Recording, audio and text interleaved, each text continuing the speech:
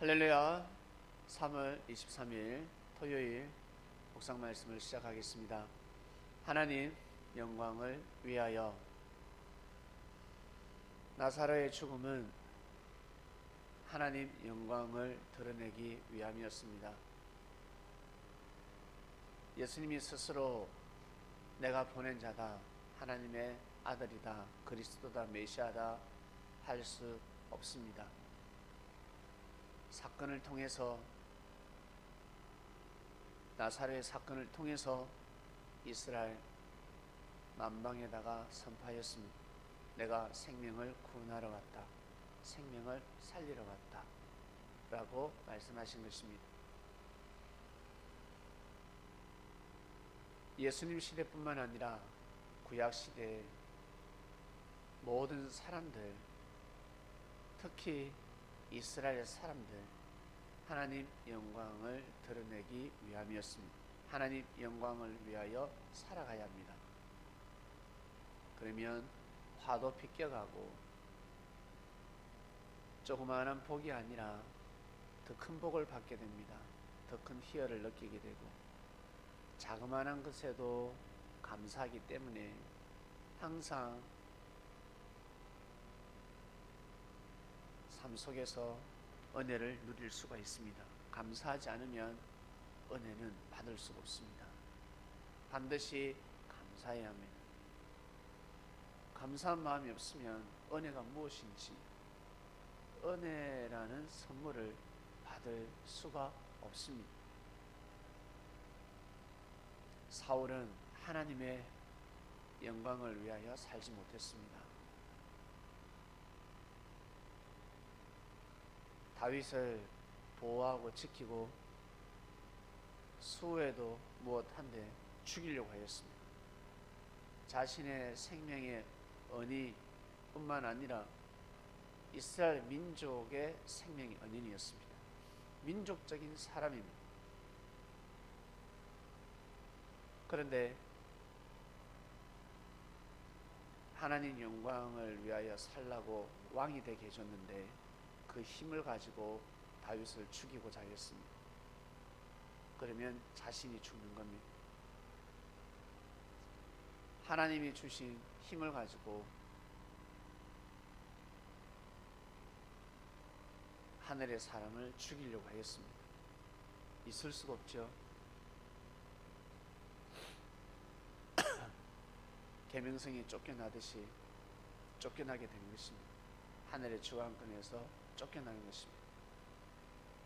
그리고 다윗도 마찬가지 하나님 영광을 위하여 살고자 몸부림을 쳤습니다. 그러나 사람인지라 아주 큰 실수를 합니다.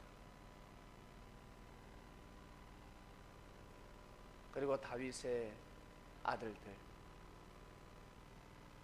압살롬은 진짜 이름 그대로 압살롬 같은 삶을 살아갔습니다. 그러지 말아야 하는,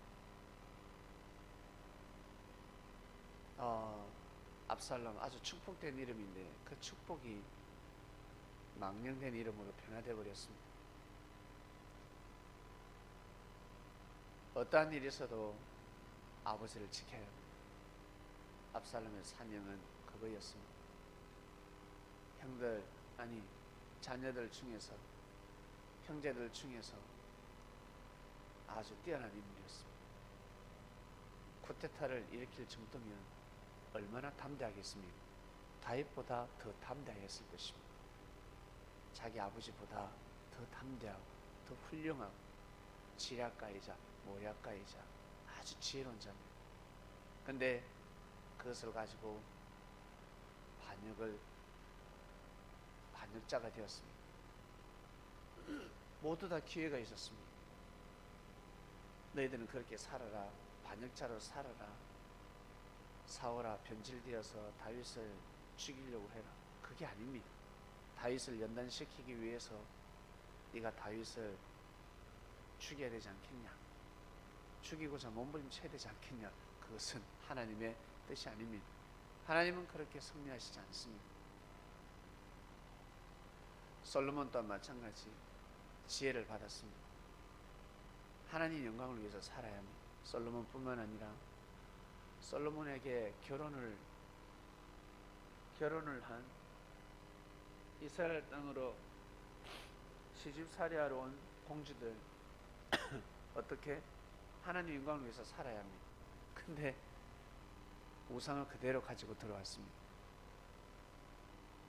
솔로몬 또한 어떠한 일이 있어도 우상은 받아들여서는 아니 되는데 쪼개지 못했습니다. 쪼개야 돼. 이건 안 된다. 여러분, 상하면 쪼개야 되지 않습니까? 쪼개야 됩니다. 쪼개지 않으면 썰 수 없습니다. 나무도 쪼개야 합니다. 그래야 불에 잘 탑니다. 장작에 썰 수 있습니다. 반드시 쪼개야 합니다. 여러분의 삶 속에서 이게 옳은지 이게 그런지 쪼개야 합니다. 다른 말로 분석해야 합니다. 연구해야 합니다. 근데 쪼개지 못했습니다. 쪼개야 하는데 그건 안 돼. 솔로몬이가 우상을 숭배해버렸습니다. 솔로몬은 뭐 믿음의 조상이 아니니까.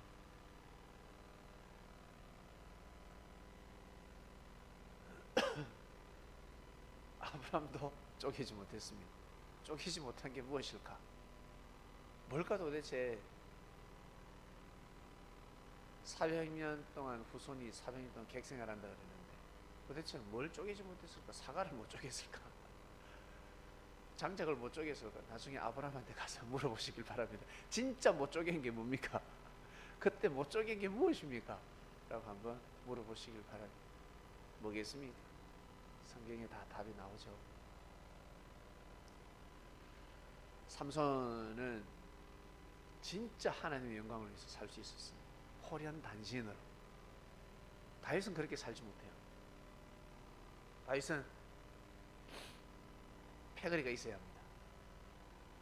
다윗은 삼손보다 1대1로 붙었을 때는, 이걸 다이다이라 그러죠. 1대1로 붙었을 때는 맨손으로 이 한판 붙잡아 못 이깁니다. 삼손을 이길 수가 없습니다. 근데 다윗은 삼손은 대단한 사람이었어요. 한판 붙잡아. 왜? 삼손 자체가 골리앗이었으니까. 골리앗이었어요. 삼손 자체가. 삼손이 이길 재간이 없습니다. 근데 하나님의 영광을 위하여 살지 못했습니다. 그 어마어마한 힘을 가지고. 자, 성도님 여러분, 여러분을 이길 재간이 없는 무기를 가지고 있을 것입니다. 성격 다 가지고 있죠. 고집, 화 버럭 내면 또 지혜로 가지고 쪼갤 걸 잘 쪼개요. 말도 잘해. 한번 우기면 당할 자가 없습니다. 키는 조그만한데 모타리는 작은데 엄청 강해요. 작은 고추가 맵다고. 영광을 위해서 사시길 바랍니다.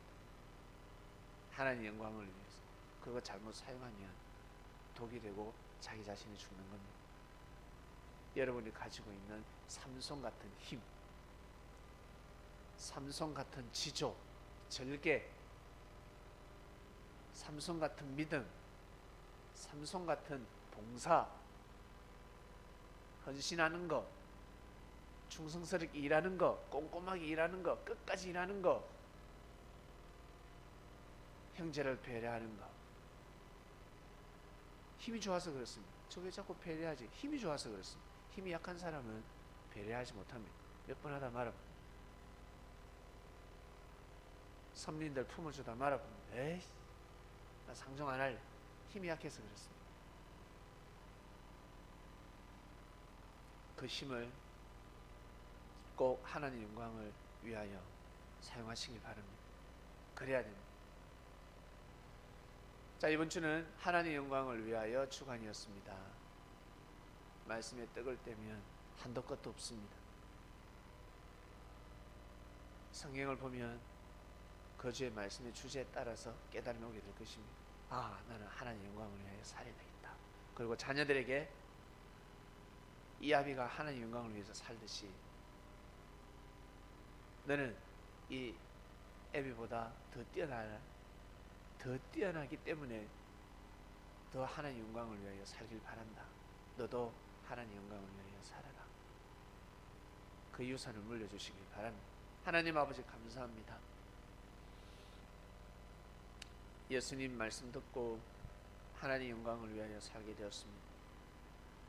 하나님 영광이 무엇인지, 하나님이 영광되는 것이 무엇인지,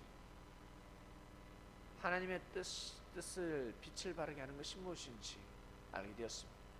선명하게 알게 되었습니다. 오늘도 귀한 삶을 살게 하시고 내일은 또 새로운 말씀을 받는 주일입니다. 귀한 예배가 되게 하여 주시옵소서. 감사함을 드립니다. 사랑하는 예수님의 이름으로 기도드립니다. 아멘.